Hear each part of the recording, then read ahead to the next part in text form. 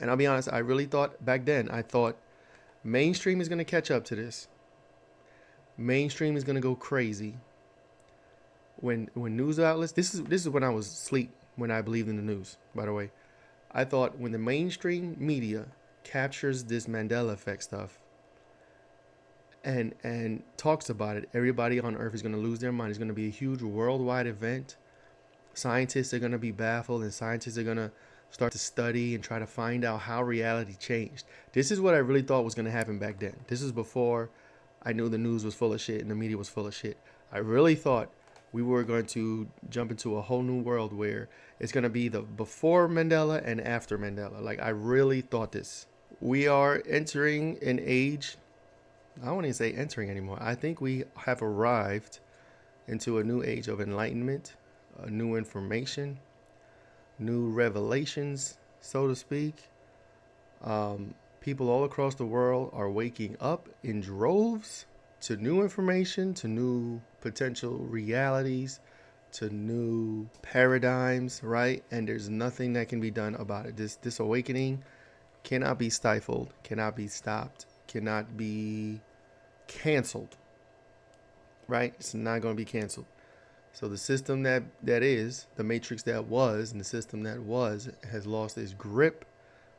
And these are the type of things that people are talking about now. At least non-NPCs. You know, if you watch the NPC video, this is a topic that if you are an NPC, no disrespect, you probably can't grasp. You probably don't understand. And you probably have no interest in, right? You cannot understand it and not have a grasp. But if you have an interest and you want to learn more, you may not be an NPC. If you don't care about this stuff, you might be an NPC. Moving on, let's jump into the video. Just said some light on some quantum entanglement things, some quantum timeline stuff that I'm going to get into some of my beliefs, what I believe was going on, some theories of mine. Say the weird thing. People are desperately seeking realness. Another weird thing is that quantum physics just proved that it's actually the future that predicts or changes the past. And this has something to do with timelines. So every time you make a decision, you say you're going out the house and you want to go left or you want to go right. Technically speaking, you do both. And those are just different timelines or different versions of you in different realities, making all of these other decisions that you didn't make in this reality, playing out the mathematical equation, because it's like the universe has to play all of the equations out to get like back to zero. And if you think about fractal patterns, or this idea that it's like all the same shape in various sizes, all of these different versions of you are just like smaller fractal patterns. And they might be you walking around like drones because your consciousness is more present here than in the other decisions that you were making. But you live out all of those storylines anyway. And this concept of fractalization means that everything is separating. But if we're actually ascending, that means that all of those little lines or those little storylines have to merge together so that the fractal pattern gets bigger, which is like moving towards larger light. And there could be like versions of you like that are half-baked walking around based on these shoddy decisions that you didn't make.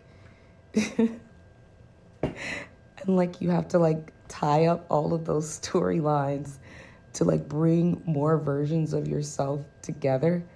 And this is why don't invite me to your dinner party. And that's perfect. And I'm the same. Don't invite me nowhere. Actually, I do want to get invited. I just know there's an 80% chance we're not going nowhere.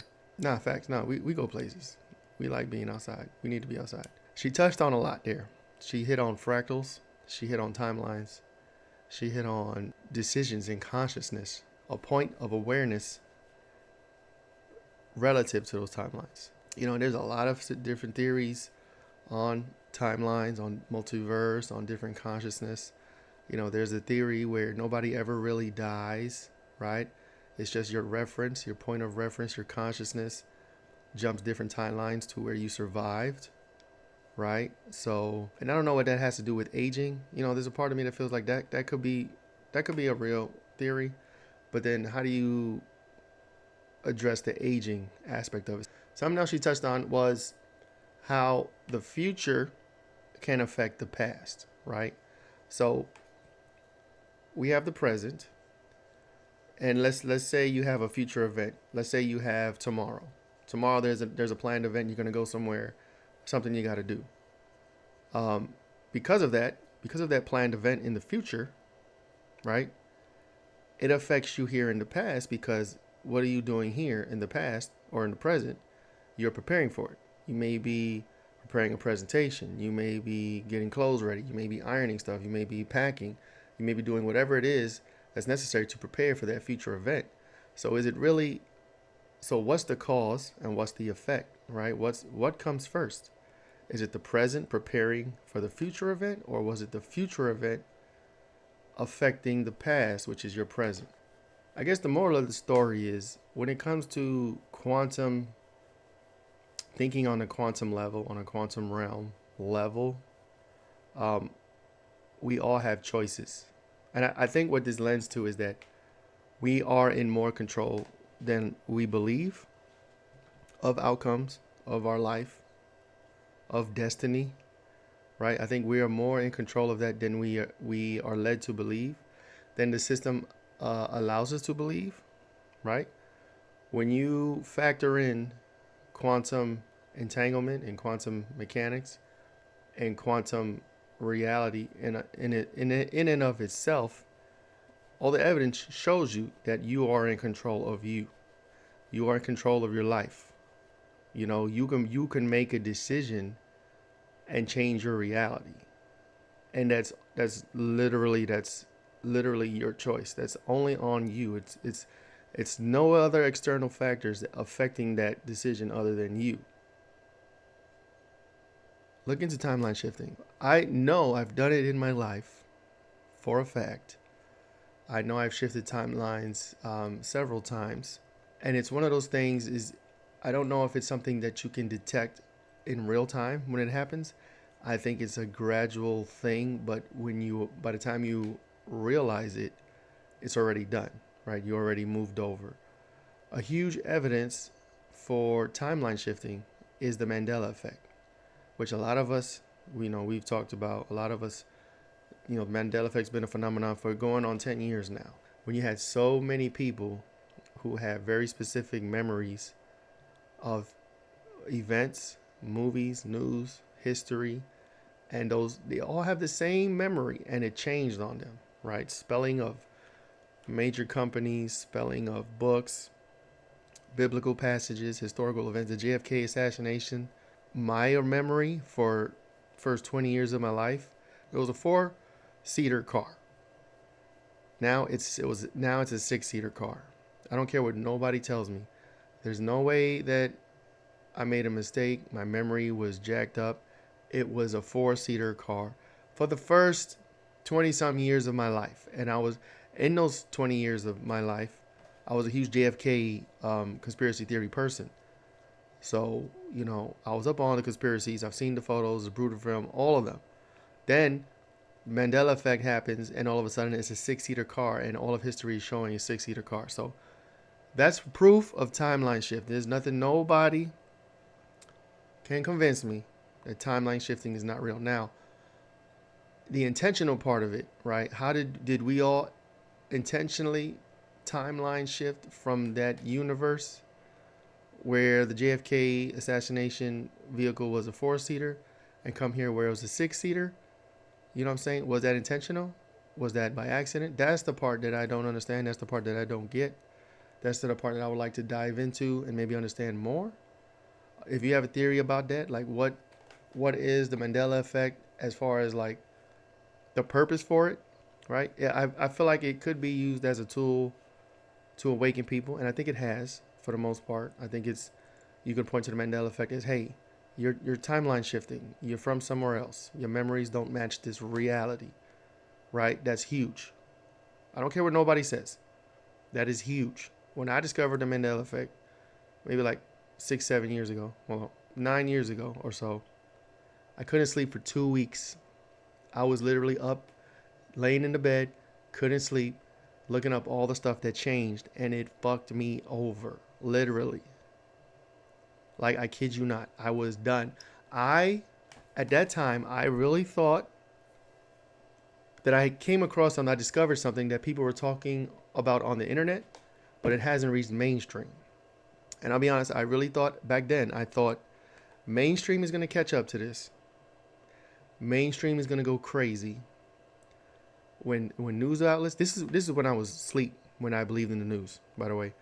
I thought when the mainstream media captures this Mandela effect stuff and talks about it, everybody on earth is going to lose their mind. It's going to be a huge worldwide event.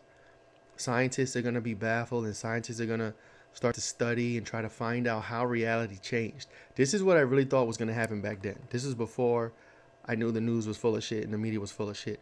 I really thought we were going to jump into a whole new world where it's going to be the before Mandela and after Mandela. Like, I really thought this. Obviously, that didn't happen. Days, weeks, months passed by. It was just a thing on the internet, conspiracy theory wise. And then when the media outlets did pick it up, it was to debunk it. It was to basically say, hey, you people that think that these things changed, you just have a bad memory. Or there was a word that they used to describe it.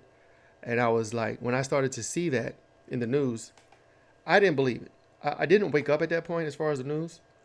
I thought it was possible. But I knew for me personally that wasn't what was happening to me.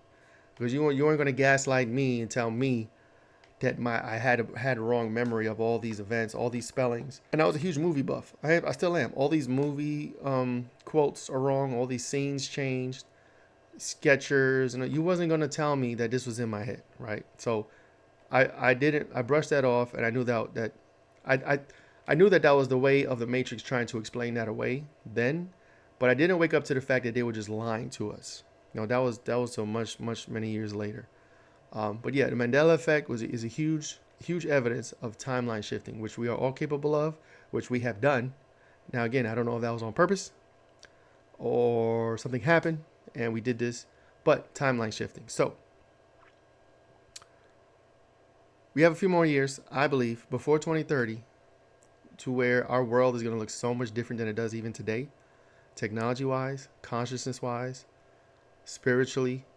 I honestly believe a lot of the stupid stuff that we fight each other for today and we judge each other for are going to not even be factors by 2030. We got 6 years in this decade.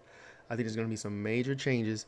2030 is going to be so different to 2020, probably more so different in those 10 years than the year 1900 was to 2000. And if you think about the differences between 1900 to 2000, right? 2000, we had internet, AOL, dial-up, right? Computers and all that. And in 1900, what we had as far as technology that time, horse and carriage, I think our 2020 and 2030 is gonna even be more different than these last 100 years.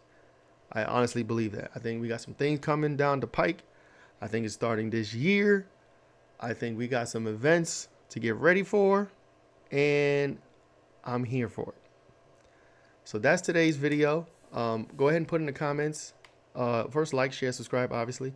And then put in the comments your Mandela effect, any timeline shifts that you were able to become aware of, right? Maybe, and especially if you had one that happened in real time. I feel like I do see stuff change in real time, but I never feel confident in it. You know what I'm saying?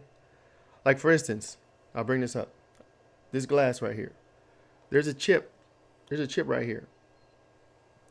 It looks like the same glass and the same chip of another glass like this that I threw away months ago. The chip looks exactly the same, and when we had the chip in it, I was always cognizant of it. I was aware of it because, you could cut someone's lip, you could slice your tongue or whatever. So I threw it away months ago. Here I am, I'm drinking, and then it's got a chip. This glass got the chip. They clip it. The glass is kind of dirty, but there's a chip in it, and it looks exactly like the one that I threw out months ago. Is that a timeline shift? I don't know. Did I shift to a universe where I didn't throw the glass out? I'm not sure. I can't call it. These are the type of things that we have to deal with nowadays. At least my reality. And there's a lot of other things, and I won't get into a bunch of them, but I'm always seeing things that seem to be different than what they were prior, or what my memory tells me it was prior. You know what I'm saying? So this might be our new reality. And again, when she mentioned timelines merging, this could be that too. If we're ascending, right? You believe the split Earth theory. You know, there's a 5D ascension and there's a 3D that's going to stay stagnant and stay for some people to, you know, learn some things. I don't know what that means. You know what I'm saying? I don't know where the splits converge and diverge and all that. But I know in my heart, I'm on the optimal timeline. Like this, share this if you are also on the optimal timeline. That's today's video. Something to get you thinking a little bit. Like, share, subscribe, and I'll see you next time. Appreciate you.